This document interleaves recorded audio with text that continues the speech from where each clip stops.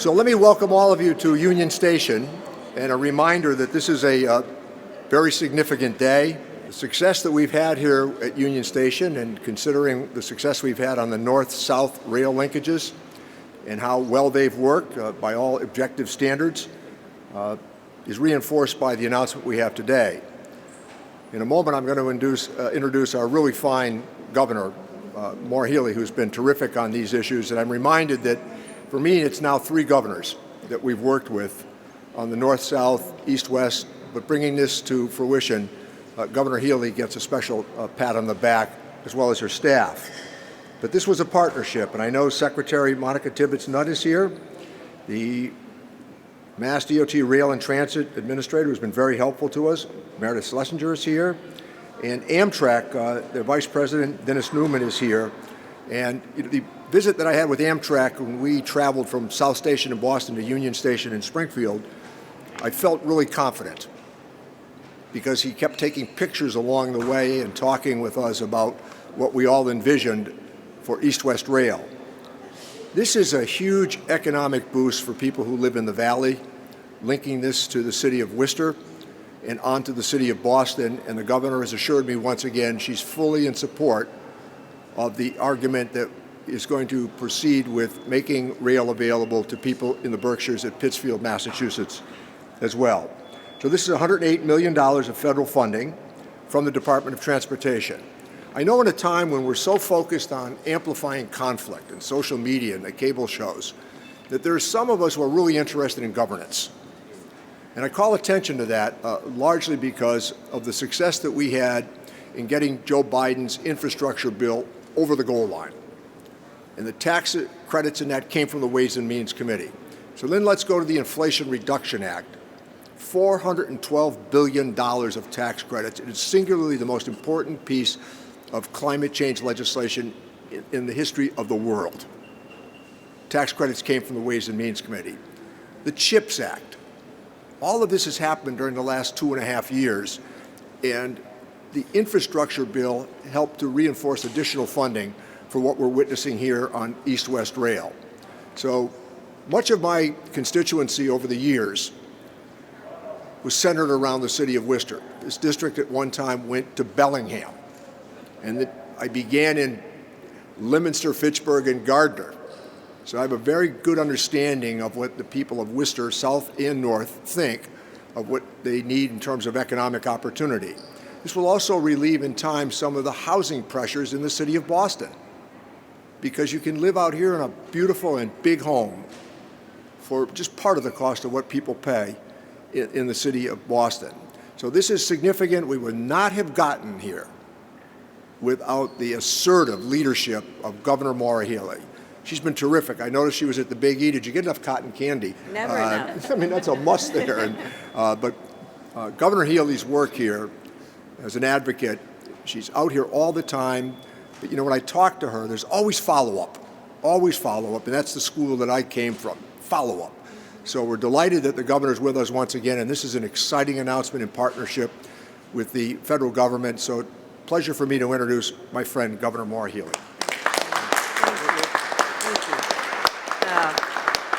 Boy, good morning. Good morning, and always great to be in the 413. 2 days in a row, excellent. But no maple creams this morning.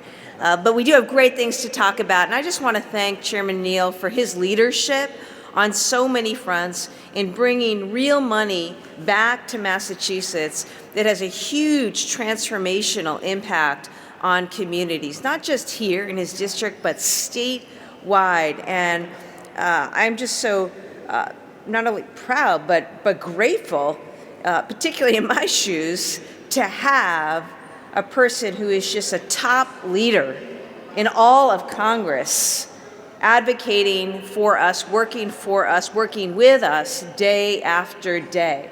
I was delighted when we got the call from your office about the opportunity not only to be here at Union Station, but to celebrate this moment and what it represents. Delighted to be alongside Mayor Sarno.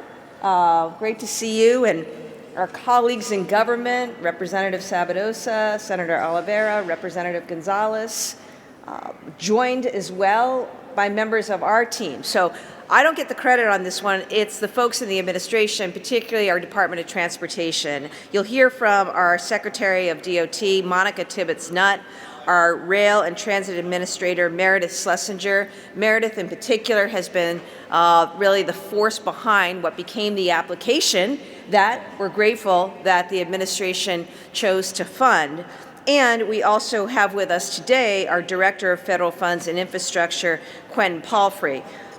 Grateful to the entire team who worked on this. And great to stand alongside Dennis Newman, our Amtrak Executive VP, of course. We also want to thank the Federal Rail Administration, CZX, the Grafton and Upton Railroad, and the MBTA for their continued partnership in our rail system. I also want to note our Rural Affairs Director, Senator, you know her as Senator Ann Goby, okay? But, you know, we stole her from the legislature. She's now working for us with a particular eye on rural affairs and economic development and growth. But given her knowledge, you know, she pays particular attention to Western and Central Massachusetts.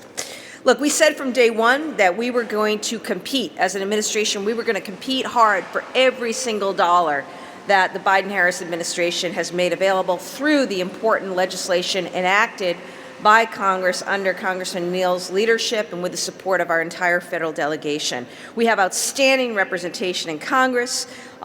We put together on our end an outstanding state team, the Office of Federal Funds and Infrastructure, working with all of our agencies across state government. We brought in regional, local, and private sector partners to join in this effort, and this is about Team Massachusetts. I've said from the beginning, Team Massachusetts, we want to fire on all cylinders, and this today is an example of the kind of result we can deliver. A $108 million grant. It's going to boost the passenger rail service, of course, all across Massachusetts and across the region. I'm so excited about what this means, and you know, I just can't overstate the importance of this. Yes, access to jobs, access to housing, economic growth and development, which will go hand in hand with the important investments we've made recently through our own state budget process, investments in workforce programs, free community college, housing investments. But transportation, we know, is a critical component to unlocking growth, to unlocking talent, to unlocking opportunity. And it's super exciting what this means. I have been, from the beginning, a longtime proponent and supporter of East-West Rail. We want to fully connect our communities. This is something that we will continue to fight hard for, build the foundation and building blocks towards. This is a huge step forward today, a huge investment, and we are going to continue to make these investments in Western Massachusetts big time.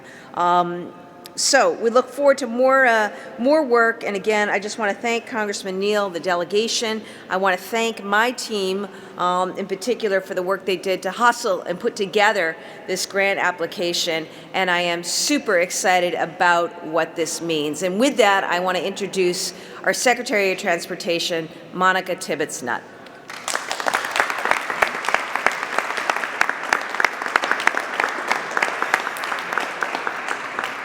Good morning, everyone. It is wonderful to be in this gorgeous station. When my team walked in this morning, the first thing we noticed, I was like, this has to be the cleanest station I've ever been in. And you continue to walk in, and it's just like, wow. So thank you, Congressman, for having us today. Thank you, Mayor. This is a really fantastic announcement, not just for the Department of Transportation, not just for the Commonwealth, but for this entire region. I want to thank Congressman Neal. I want to thank the governor. Love to thank Meredith Slesinger, Vice President Dennis Newman. We couldn't have done any of this without all of your effort. This has been going on for well over a year, putting together this application, having our delegation push so hard, having Amtrak work so closely with us.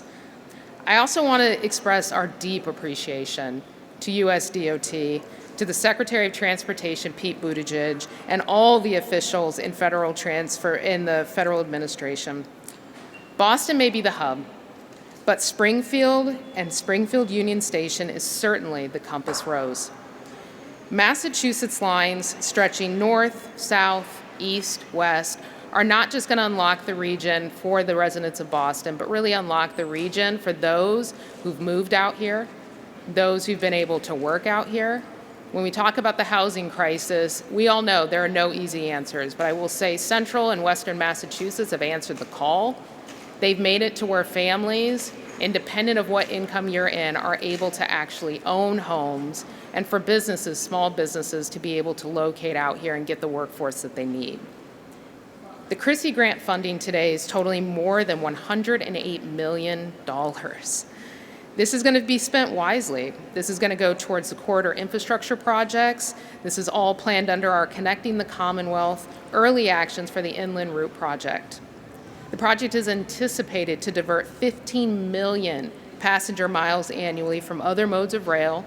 This is representing a notable shift to more environmentally friendly movement.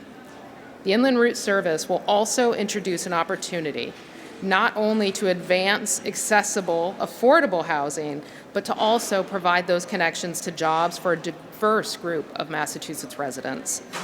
The service will not only provide improved connections between Boston and Springfield, but it will also improve direct connections from central Massachusetts to Connecticut and improve connectivity all the way up through the Pioneer Valley. Intercity passenger rail service has become an increasingly important part of our transportation system.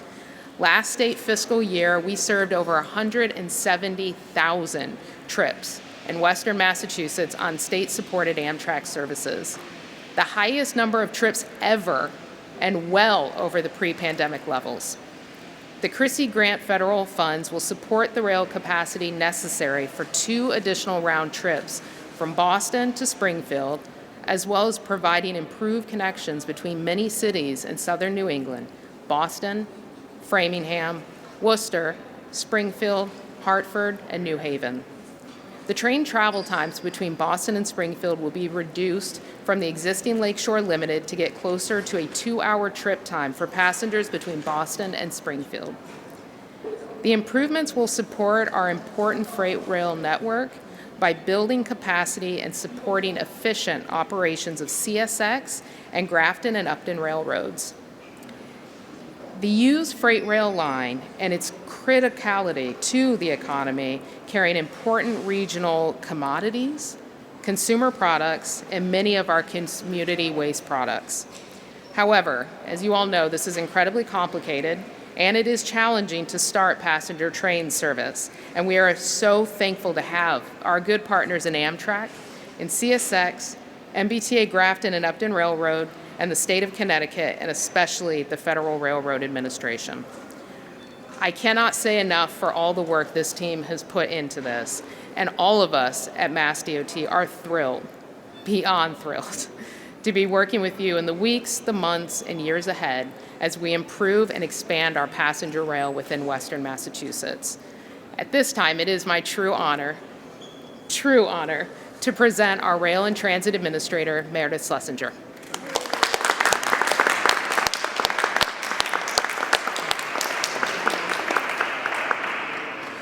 Thank you, Secretary.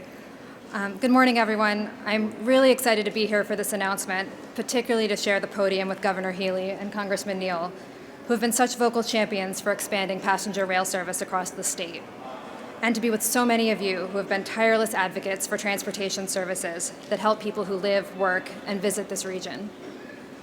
Winning this CRISI grant is very satisfying because we have done this together with Amtrak and CSX.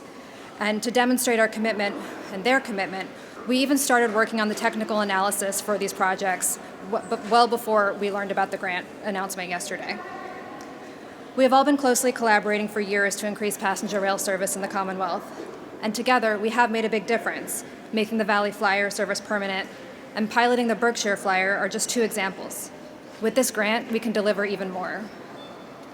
It is an honor to work with so many people who understand the important role rail plays in giving people mobility options, improving quality of life, spurring economic growth, and reducing greenhouse gas emissions. In particular, it's been a pleasure to work with Governor Healey and her team to prioritize passenger rail needs and to get assistance with federal funding applications.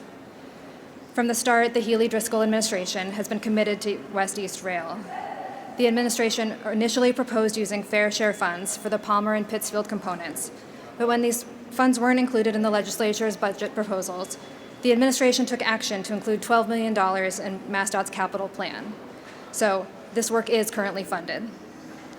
In addition to supporting this CRISI application, the administration encouraged us to go after other funding opportunities. 2 applications are still pending for service planning funds from the Federal Railroad Administration's Corridor ID program for the Boston to Albany corridor and the inland route between Boston, Springfield, and New Haven. The Corridor ID program selections will determine eligibility for future FRA funding. So we have a really bright future ahead as we build on our recent successes and lay the foundational elements to expand passenger rail service. As Rail and Transit Administrator for the Commonwealth, I want to express my deep appreciation for all of you, for all of your efforts to get us funding for our rail needs, and for your enthusiasm in helping us improve transportation options across the Commonwealth. I especially want to thank the MassDOT Rail team, John Weston's here, Andy Koziel's here, who go above and beyond each day to advance this work. Thank you so much.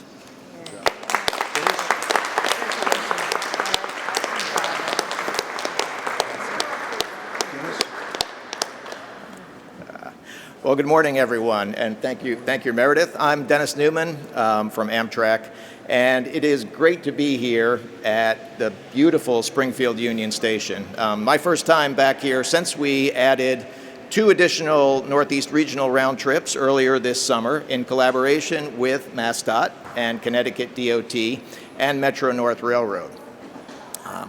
So first off, I want to start my list of thank yous. So thank you to Congressman Neal, who's been a strong and tireless champion of passenger rail over the years. To Governor Healey, Acting Secretary Tibbits-Nutt, MassDOT Rail Administrator Meredith Slesinger, whom you just heard from, Mayor Sarno, the U.S. Department of Transportation, and all the other public officials who've worked so hard to bring more Amtrak service to Massachusetts. Now, at Amtrak, we're delivering a new era of passenger rail as we invest in our existing assets and plan for future growth. We're thrilled with today's grant announcement that will not only support higher speeds and prepare for more Amtrak service, but also better accommodate freight rail service in the area. This grant will allow us to restore inland route service, and operate 2 additional round trips between Boston and Springfield. This is one of the first steps in delivering on the Infrastructure Investment and Jobs Act's vision of expanded and enhanced passenger rail. And this grant illustrates what is possible with significant funding for a more modern intercity rail system. We'd like to commend CSX for their engagement and collaboration on this project, and we're excited to continue to partner with them to deliver improved passenger rail service in Massachusetts. We hope that this is the first of many grant awards that will help us expand our system, create economic development and mobility opportunities for local communities, and address climate change. This is an exciting time for the Commonwealth and for Amtrak, and we look forward to continue working with everyone here to enhance and expand Amtrak service both in the Northeast, along the entire Northeast corridor, and throughout the nation. So thank you very much. Thanks, Mr. Mayor.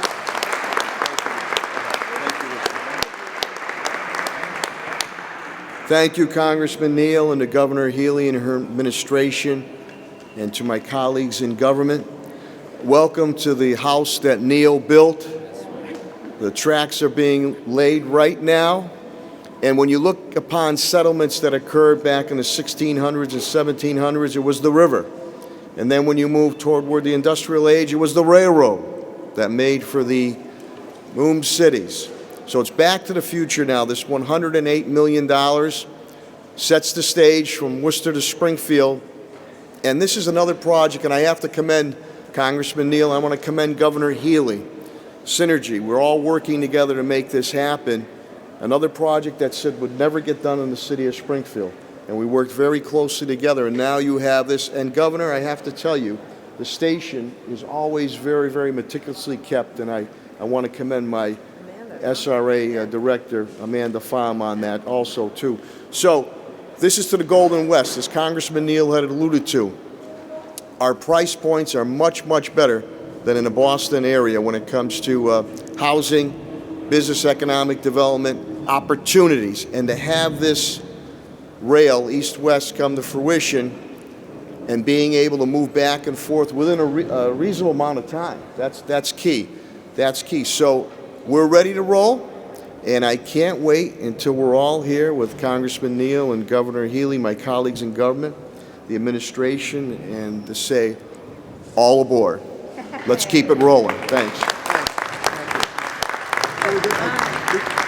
We could take some questions, but I do want to thank Eddie Markey and Elizabeth Warren. They were very supportive of my position on this. And I also want to thank the legislators that are here because they've been very helpful on the state side as well. The last point I'm going to make, I'm going to be with Governor Lamont in about an hour and a half in Hartford. And 3 governors of Connecticut have said to me repeatedly, can you work on the inland route? Of course, I said, yeah, after we do north-south here, we will, yes. And, but this is a collaborative effort between Connecticut and Massachusetts as well. You know, we share that airport, which is really important for economic purposes as well as transportation. But I think this also highlights the relationship that we have with Governor Lamont and the Connecticut legislative delegation. So, questions? So we are doing some technical analysis now, and we will have a better sense of the time frame for construction. CSX is the right-of-way owner, so they get final say exactly about the timeline, but this is most rails projects it'll be several years to implement the construction improvements and start the new service. Well, as you know, and again, I want to thank the legislature for their investments and for the work of our team in making sure that we have funding for stations, important stations, including Pittsfield. You know, everything is connected in this, and all of us, we're all in making these component parts match up. And it was really important to me that we have staffing. We're currently in the process of hiring that director of West East Rail in addition to staff. As you know, I sought and received $650,000 so that we are going to be very shortly all staffed up, ready to implement, ready to work with our partners on realizing what is an incredible economic opportunity for the state and the region. Yeah, and in terms of the inland route service, the additional 2 trains. So they would, these would be trains, and of course I'll defer to the MassDOT rail administrator, but they would run from Boston to Springfield and then continue down the Hartford line, and then be able to continue on to New York City. We're refining the technical analysis now, but we're talking about adding, sidings, additional track, and raising the track class so we can go at higher speeds, go from what's there now to 80 miles an hour. So we're doing some analysis to figure out exactly where and what components will maximize the benefit that we're trying to achieve, which is that roughly 2-hour travel time between Boston and Springfield. So that technical work is underway. And I want to be clear, this isn't meant or suggested as a solution for Boston, okay? This initiative, these investments are about creating economic opportunity, furthering economic development for Western Massachusetts and the region. I want to be clear about that. And you've seen that commitment and the investments that this administration has made. Second, on housing. I said from the beginning, housing is a top priority. It's why I created for the first time a Secretary of Housing, and he and his team are getting after it in terms of increasing production. I know people can't afford rent. They can't afford down payments. People can't afford to downsize in some areas, okay? So part of our growth as a state, our destiny is tied to one another. That's why we're pushing communities across the state for help. Zoning changes. How do we incent development? How do we work in public-private partnership? How do we work with local teams on the kind of development that's going to bring about success and opportunity? If we can't house people, people cannot live and work here. I love Massachusetts. I love your visiting my friend Governor Lamont. Give him my regards. But we are the greatest state in the country. We just got to make it more affordable, more equitable, and we got the team here collectively, I know, to make that happen. We take all of this very, very seriously. We've been meeting regularly on this. We're going to get the resources in place. Any near miss is unacceptable to me. GMA has come in. He's made changes. He's continuing to make changes. We've increased staffing and hiring there. We're going to get the resources in place. I met with the FTA administrator this week personally, and so we are on it and working on that every single day. It is something I take incredibly seriously. There is nothing more important than the safety and the well-being of both passengers and workers on all public transit. Thank you.